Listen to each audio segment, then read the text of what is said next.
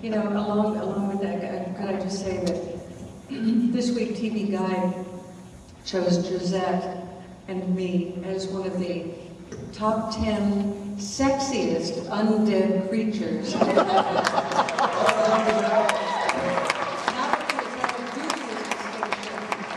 terrifying.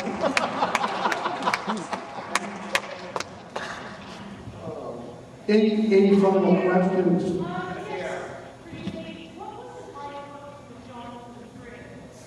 Oh, talk about Jonathan Fritz. Oh, you know, one of my favorite scenes is the very first scene that Jonathan had on the show. And, you know, none of us realized that he was coming out to play a vampire. We didn't know that at all until he showed up in with this bizarre costume, you know, the wolf head cane and everything. But he made his first appearance in the Collinwood Diner. And, you know, I saw that episode at one of the Dark Shadows festivals this last year, and I just simply love it. I love that episode. Maggie, who's had a long day and is, you know, mopping up the counter and checking around, seeing that the lights are out, and wants to go home, and she's tired. You can see she's tired, and here's a stranger at the door. And opens the door to this man, which I'm sure the audience took one look at this outfit and figured out exactly what he was to do. But Maggie, of course, the long cape and the whole thing, and the bangs.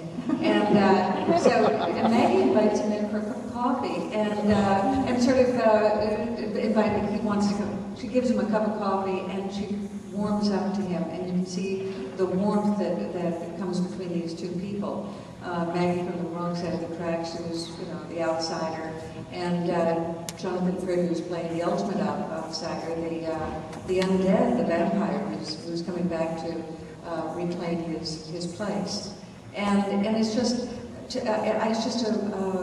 beautifully written, and it ends up being my very favorite episode that I ever did, and what, 900 episodes of the 1,500 of them.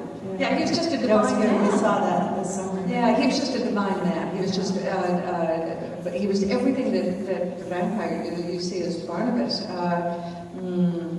Warm, intelligent. He was, of course, he was famous for not being able to remember his lines, and he was a Shakespearean actor. And you know, his favorite story was telling us that he was on stage once doing Hamlet, and then he started reciting lines from Macbeth. I had a lot of scenes with him when he forgot his lines. And did those words from Macbeth? No, well, he would know words sometimes. I'd be looking into his eyes and go, oh my God, he's gone up. I try to remember what he was supposed to say so I could say it to him.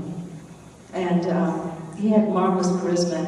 He had the charisma of a Shakespearean actor. He had the voice. He had the stature, he had the kind of powerful personality but standing there as another actor opposite him, all I could think was, he's really bad today. He's had a terrible, terrible time today. Oh God, I'm so embarrassed for him. I really am. Of course, those of us who were 19 and 20 would think, God, he's old.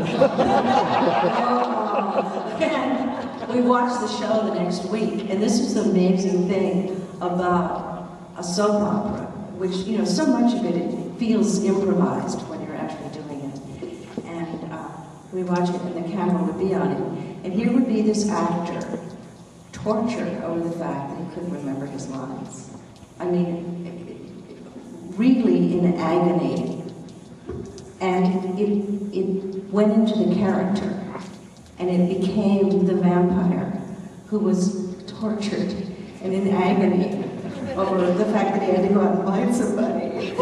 And it just worked beautifully. And I mean, I would sit there and I go, my God, he looks fabulous. How does this work? That's the magic of it. You know, you just never know what film has a way of transforming. And here's another thing. You started, we were talking about Dan Curtis, and he did have genius, but I have to say that, you know, everybody starts out wanting to make a really great television series or really great movies. So much of it is accidental. And I think part of Dan's genius is that he put together people who worked incredibly well together and inspired one another, because an awful lot of what happened with Dark Shadows and the way it developed was purely accidental. It was people just ricocheting off each other in a marvelous way that created a tremendous energy and drama and whatever it was, it just simply took off. But I do agree with me, a lot of it I think was accidental. Yeah, and the cast they were all theater actors, which meant they were used to being loud and over the top and playing things really fully. And taking chances. Yeah.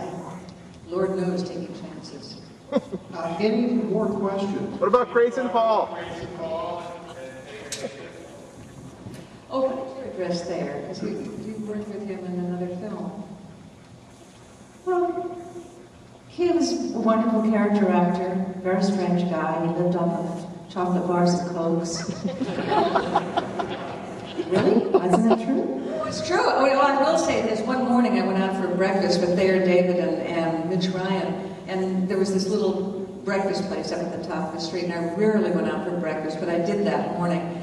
And he ordered pancakes and French toast and eggs and bacon and sausage, and I think he was diabetic as well. This was bizarre. But he also a malted milk to go, and he finished this order, and Mitch Ryan looked up and he said, "And a glass of Santa flush." He couldn't believe how much this man ordered and what he ate. It was just enormous. But very vulnerable, sweet, dear man. Yeah, and he was also a speed reader. Yeah. He would sit and read books like this.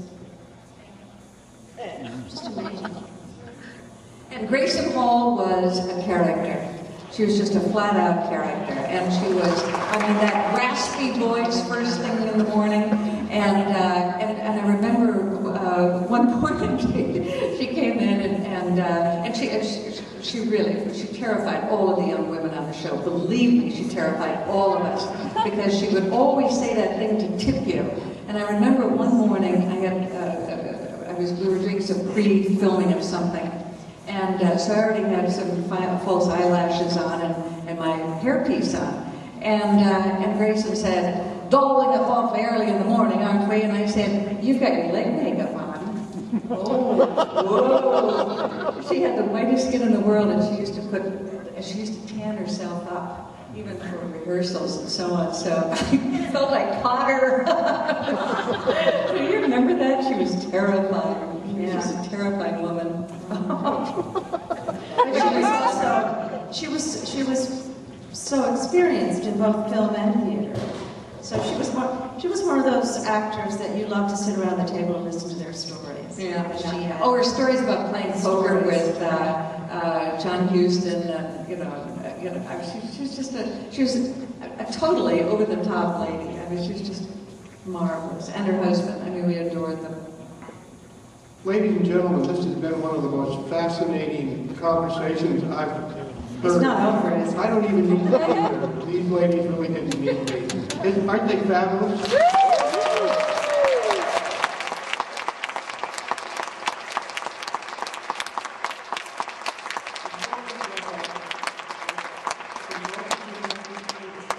Statement about what Dark Shadows means to you now, after 42 years.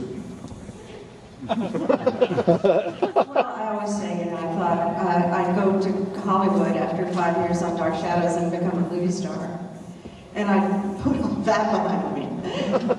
And it turned out to be, of course, the best job I ever got. And I'm so happy that people still love the show, because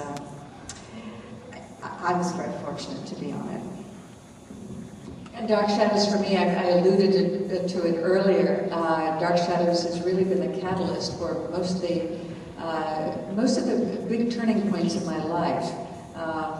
The publishing, the writing, working in England, moving to England.